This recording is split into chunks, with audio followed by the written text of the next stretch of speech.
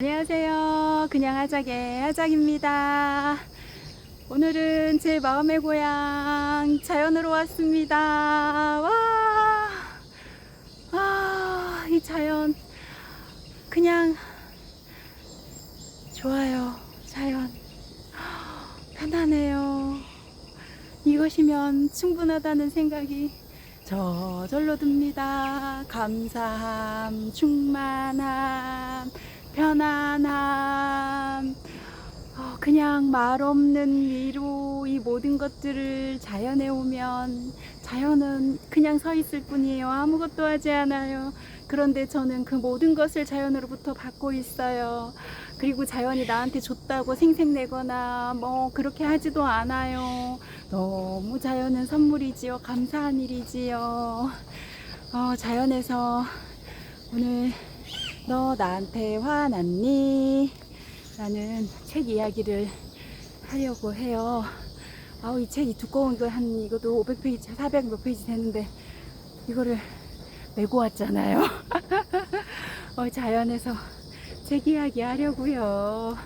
이 책은 공인심리치료사가 쓴 책인데 얼마 전에 소개한 폰인 수능 반응에 대한 책 결이 닮았어요. 여기도 수능 반응에 대해서 나오거든요. 인간이 극도의 공포 트라우마적 상황에 놓일 때 공격하거나 도망간다는 그 두 가지 반응을 한다는 이론이 있고요. 그러다가 이제 경직, 한 가지 반응이 더 있다. 경직 상태로 된다. 그래서 세 가지 반응이 있었는데 그 수능 반응이 나온 게 한 10년 정도 됐다고 하더라고요. 그러니까 네 가지 반응을 한다. 공격하거나 도망가거나 경직되거나 수능 반응을 한다. 제가 수능 반응을 읽고서 이제 나를 완벽하게 이해를 하게 됐어요. 제가 수능 반응을 쓰고 살고 있는 거죠. 저는 그 전에 이 심리학을 공부하고 배울 때는 이게 좀 이해가 안 됐거든요. 공격, 도망, 그리고 경직, 그거에 제가 다 포함되어 있지가 않은 거예요. 공격도 아니고 저는 그렇다고 도망가지도 않고 그렇다고 경직되어 있지도 않아. 뭐지? 이 이론이 맞나? 모든 사람한테 해당되는 건가? 그런 생각을 했었는데 수능 반응을 읽고서 내가 수능 반응을 하고 있구나 라는 이제 생각이 딱 되니까 제가 저를 안 거죠. 그렇구나. 알게 되니까 마음이 평온해지더라고요. 그리고 이제 제가 어떻게 해야 되는지를 알면 아는 게 치유의 시작이에요. 그리고 어떻게 보면 저는 알아차림이 치유의 전부라고 하는 생각도 들어요. 알아차리면 그 이후에는 알아서 그냥 제가 치유하는 방법을 찾고 치유가 되거든요. 아는 것만으로도 안심이 돼요. 편안해져요. 근데 여기에서 수능 반응이 있잖아요. 수능 반응이 뭐냐면 나에게 공포나 두려움을 준 사람에게 저항하거나 공격하거나 도피하거나 뭐 이렇지 않고 그 사람의 눈치를 보면서 그 사람이 기분 좋게 맞추는 거지요. 비위를 맞추는 행동을 수능 반응이라고 하거든요. 자기가 살기 위해서. 그러니까 어릴 때는 도망을 갈 수도 없어요. 부모가 나에게 만약에 부모가 폭군이에요. 폭군이면 도망가다가 잡힐 게 뻔하잖아요. 그러면 더 두들겨 맞겠죠. 더 학대를 당하겠죠. 그럼 또 공격을 해요. 공격하면은 공격이 돼요? 공격이 대상이 되나요? 안 되잖아요. 또 경직 반응 충분하죠. 그렇지만 경직 반응하면 또 경직 반응을 하는 대로 또 내가 학대를 계속 더 당하잖아요.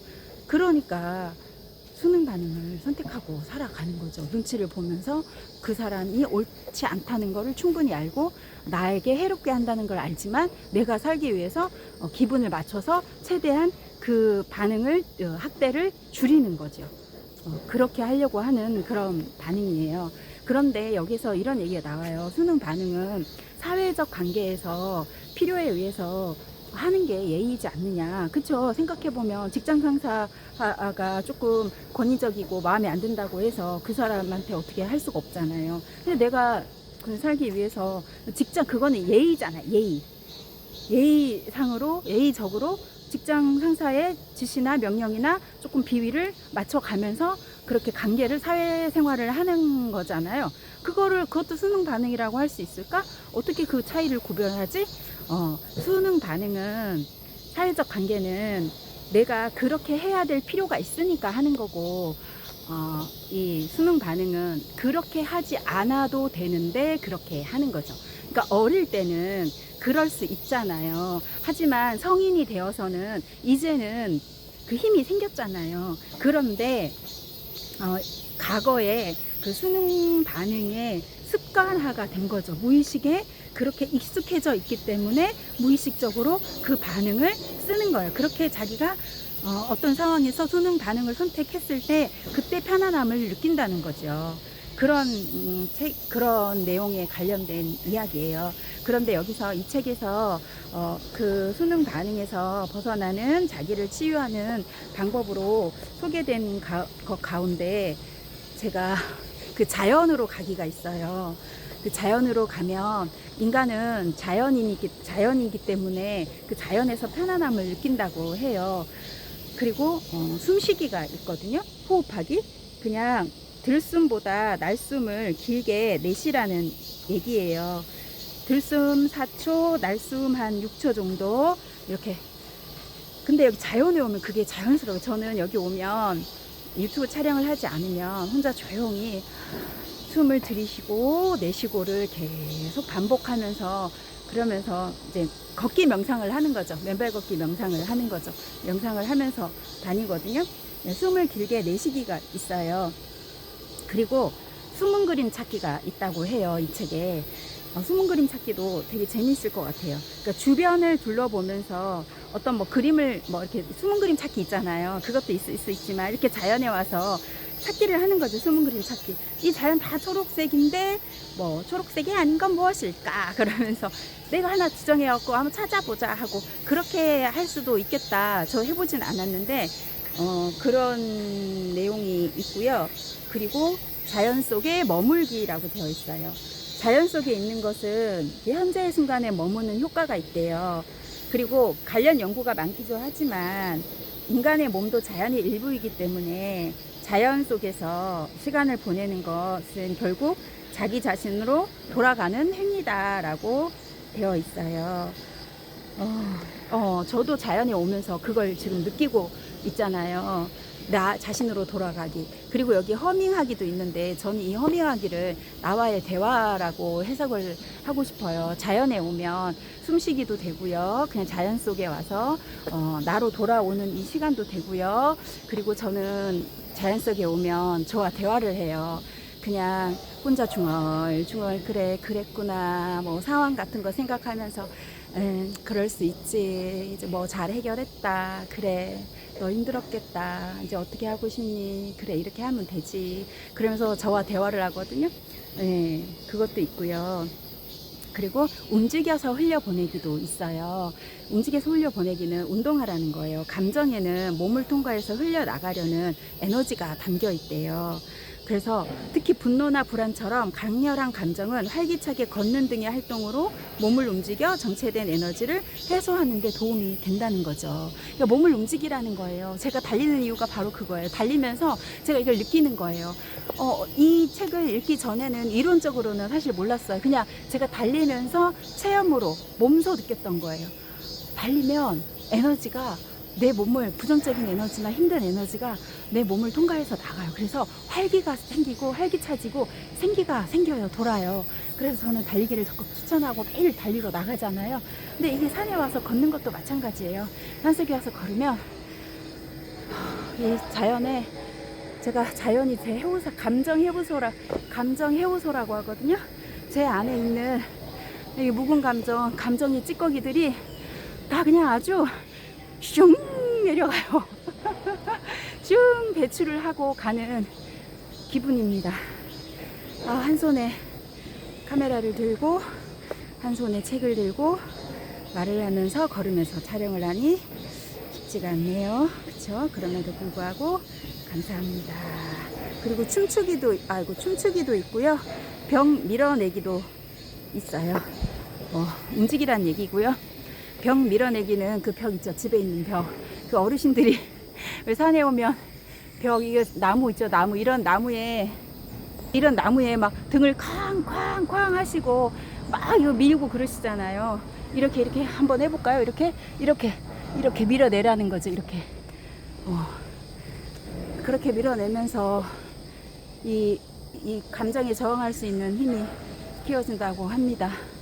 그래서 이 책을 소개를 하고요. 제가 얼마 전에 수능 반응에 대한 포닝 책도 소개를 해드렸잖아요. 그 포닝이랑 너 나한테 화났나? 이 책 두 권의 책은 수능 반응에 대한 책이고요. 결을 비슷하게 해요. 치료사가 이제 그 사례도 얘기를 하고, 그래서 책이 좀 두꺼워요. 사례를 싣고 그 해결 방법 어떻게 하면 좋을지, 수능 방법에서 반응에서 벗어나는 방법들을 제시를 했는데, 두 권 다 좋은 책인데, 저는 그 수능 반응에 대해서 조금 이제 쉽게 이해를 하는 책으로는 포닝이 더 저한테는 적합했고요. 잘 이해했고요. 또 이 책은 거기에 더불어서 어떻게 하는지에 대한 그런 내용이라 좀 술술 읽혔던 책이에요. 그리고 여기에 또 제가 요즘 저와 대화하면서 저에게 늘 들려주는 얘기가 있어요. 제가 수능 반응을 선택했다 했잖아요. 그래서 제 감정을 외면하고 저는 다른 사람의 감정을 먼저 살피고, 그 사람이 그런가? 그 사람이 이렇게 생각하면 어떡하지? 뭐 그 사람 감정이, 그래도 그 사람이 이런, 어떻게 좀 하는 것 같은데? 그 사람이 이렇게 그렇게 하는 것 같은데 하면서 눈치를 많이 봤잖아요. 근데 그렇게 하면서 제가 이제 자기 치유를 하면서 저에게 감정 분리하자라는 의미로 얘기하는 게 있어요. 그 사람의 감정은 그 사람 거야. 내가 그 사람 감정까지 개입을 해서는 안 돼. 나는 내 감정에만 집중하자. 그렇게 저를 달래거든요. 자꾸 그런 생각이 들거나 다른 사람의 눈치를 보려고 하거나 비율을 맞추려고 하거나 그렇게 할 때 저에게 그래, 다른 사람 생각하는 건 너무 좋은 행동이야. 하지만 다른 사람의 감정은 그 사람 거잖아. 그 사람 감정에 네가 개입하기는 아직은 벅차잖아. 그냥 네 감정에 충실하자, 이렇게 얘기를 하거든요. 실장에 이렇게 되어 있어요. 나를 어떻게 생각할지는 그들의 몫이다. 그쵸? 그들의 생각도 감정도 모두 그들의 몫이라는 내용을 담고 있어요. 네, 조용히 지나갈게요. 안녕하세요.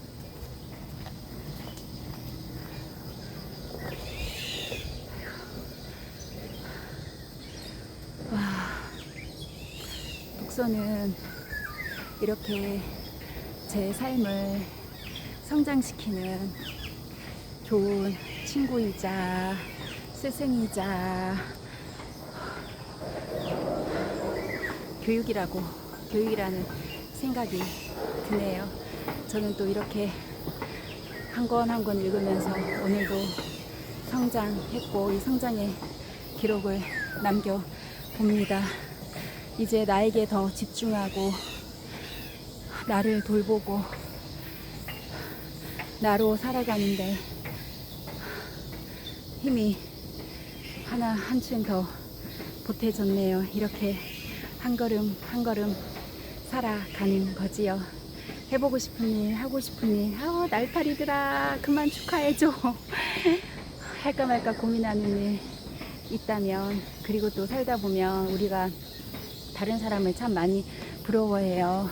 너는 참 좋겠다, 이런 상황이라서 나는 그게 안 되는데, 이런 부러워함이 있어요. 이제 예를 들면 책 읽는 거 한번 예를 들어볼까요? 제가 막 책 읽고서 이 책 너무 좋고 이렇게 하고 막 그렇게 책 읽었는데 이런 내용이 있어서 제가 이렇게 하고, 그러면 그래서 책 읽으라고 하면 이런 얘기를 해요. 넌 좋겠다, 책 읽을 시간이 많아서 나는 먹고 살기 너무 힘들어서 책 읽을 시간이 없다라든지, 아니면 내가 일을 하고 있고 뭐도 해야 되고 해서 책 읽을 시간이 없다 하면서 넌 좋겠다 하고 부러워해요. 근데 저는 그 부러워하는 마음을 뭐라고 하는 게 아니라 그냥 부러워하면서 부러우면 하면 되거든요. 그쵸? 내 상황에 맞게 한 장이라도 한 줄이라도 읽어 나가면 된다고 저는 생각을 해요.